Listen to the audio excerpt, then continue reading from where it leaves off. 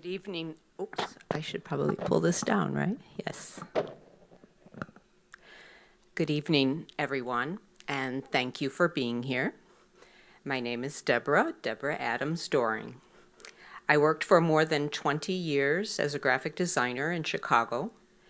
I also studied at SVA with designer Milton Glaser at a moment when design was still deeply hands-on, just before the profession fully embraced digital technology. In 2000, I completed my MFA at the School of the Art Institute of Chicago, and my work began shifting away from corporate design towards something broader, towards socially engaged art, an interactive form of visual expression in which people participate if they choose. I designed the image shown here for a temporary public artwork in Grand Rapids, Michigan, titled Code for the Grand River.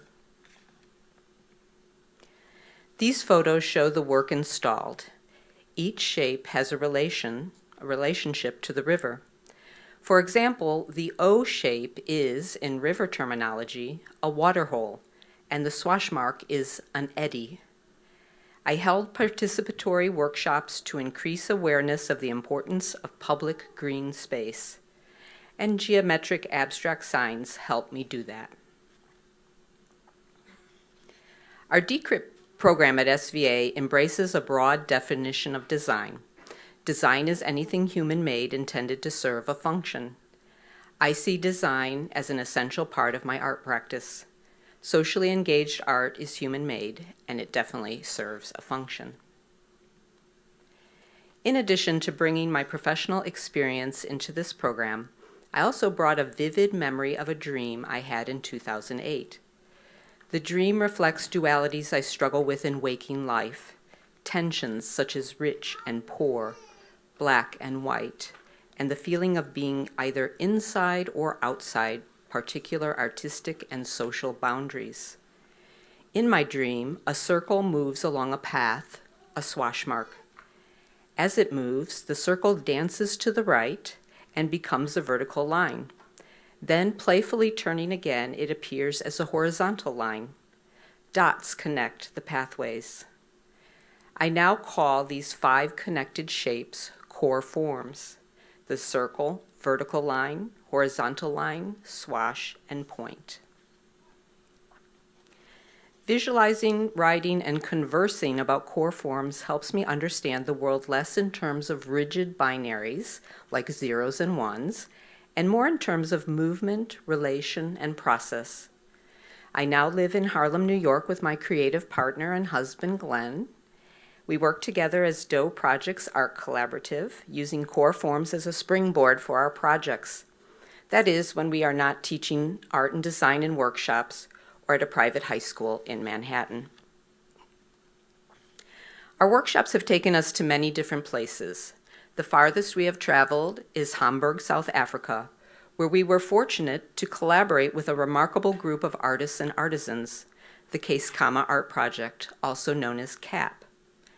Working alongside the CAP artists, we shared stories and symbols, not only core forms, but also other early abstract geometric signs that connect people across cultures and time. South Africa is home to some of the earliest caves where humans recorded their marks and symbols in stone, and that history gave our conversations and collaborations special depth and meaning.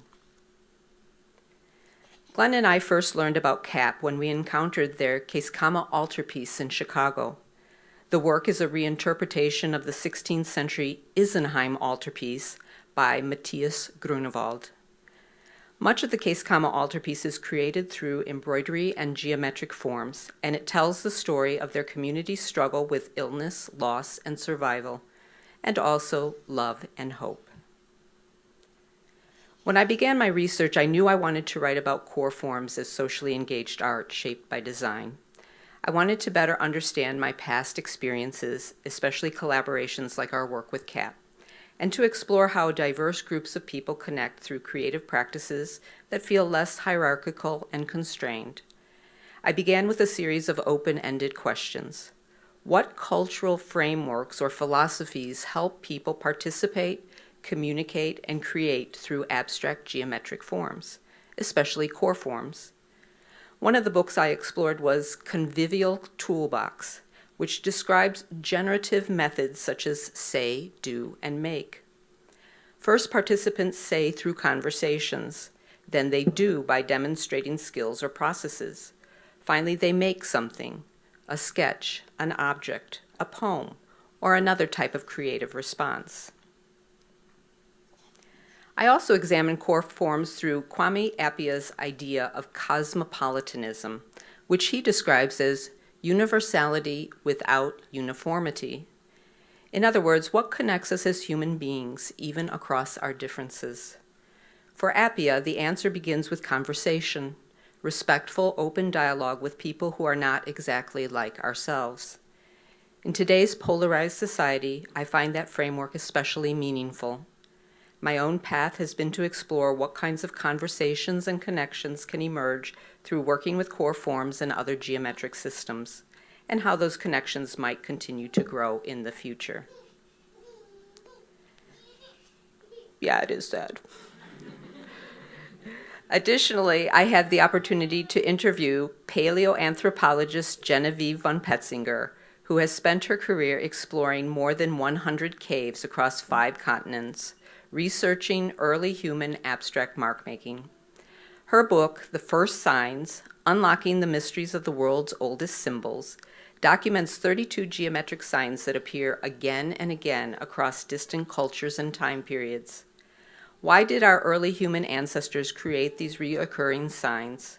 Were they part of a proto-language, community rituals, a way of sharing meaning and identity? An insight that Dr. von Petzinger discussed with me feels especially important. In addition to the fact that core forms are among these early reoccurring signs, it is through symbols and through the stories connected to them that people feel that they belong, that they are inside of a community rather than outside of it. Another important book for me is Homo Ludens, a study of the play element in culture by Dutch historian Johan Huizinga. Through Huizinga's writing, I began thinking more deeply about play, ritual, and the ways they are central to human culture and community. His ideas also led me to a more focused area of research, the experience of being either inside or outside what he calls the magic circle, the shared space where meaning, participation, and connection are created.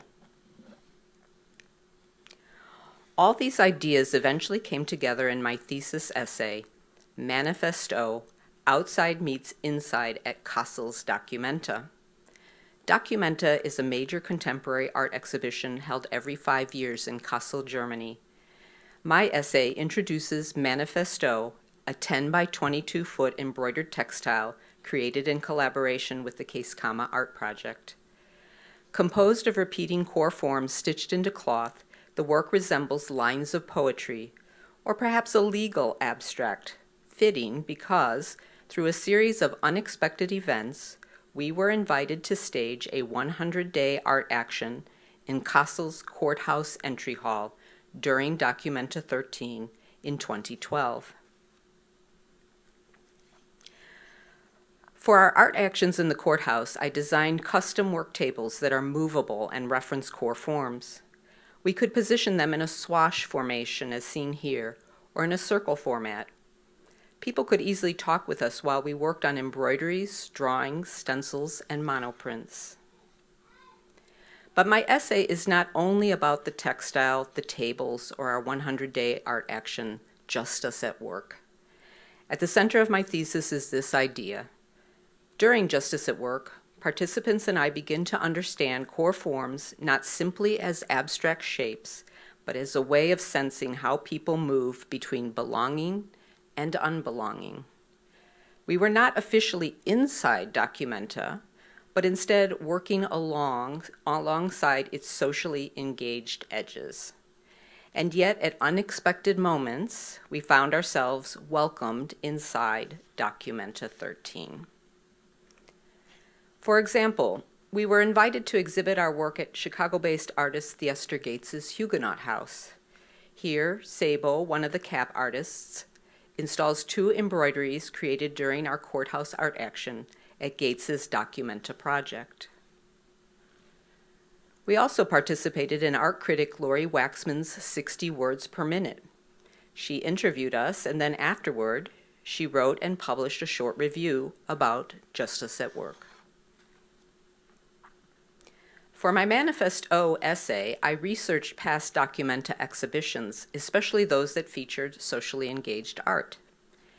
German artist Joseph Beuys, whose work appeared in several Documentas, is often associated with the term Aktion, meaning art action. One of his most influential projects, 7,000 Oaks, began at Documenta 7 in 1982. Per Beuys's design, each oak tree was paired with a basalt stone intended as its guardian. Kassel had been heavily destroyed during World War II because of its role in Nazi ammunition production, and Beuys imagined the project as a gesture of ecological and social healing.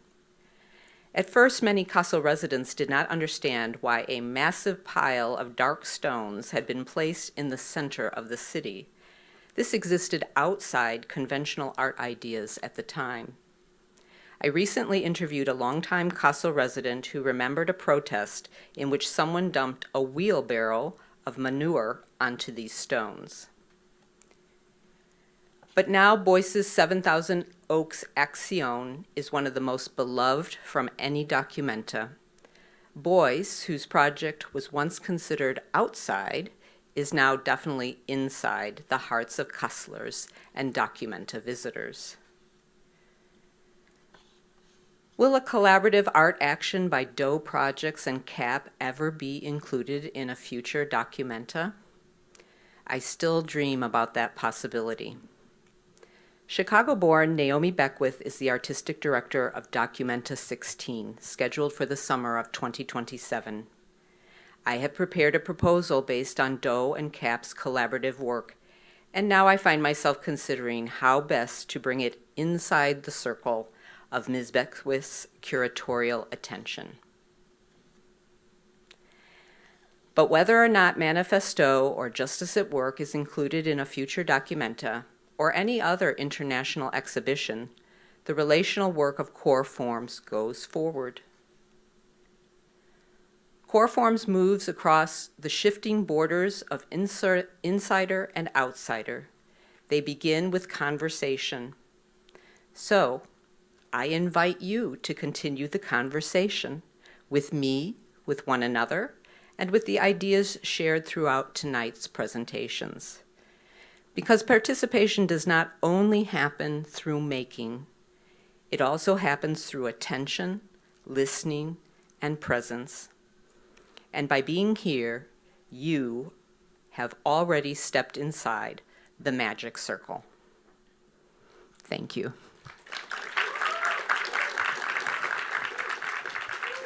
Thank you, Deborah.